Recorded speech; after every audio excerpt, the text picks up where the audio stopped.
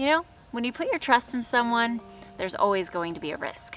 Just look at the life of Joseph. He trusted his brothers, but they threw him in a well, talked about killing him, sold him to some slave traders, then told their father Joseph was killed by a wild animal. And they thought they'd gotten away with it too. Not so fast, brothers. God had a bigger plan. And what a plan it was. Joseph would never have been governor of Egypt if God hadn't helped him interpret Pharaoh's dreams, which he never would have done if he hadn't met Pharaoh's wine taster, who he never would have met if he hadn't been thrown in jail, where he wouldn't have been thrown if he hadn't been in Egypt. And the only reason Joseph was in Egypt was because his brothers sold him into slavery.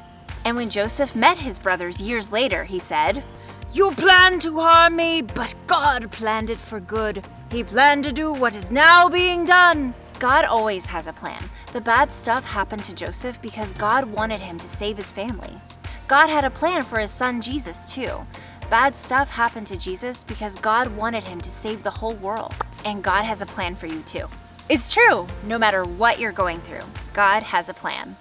Whether your life is sunshine and flowers, or if your life is rocky.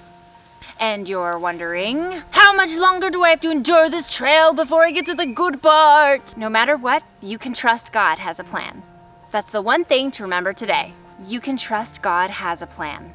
Trust can be risky, but sometimes, lots of times, it's worth the risk.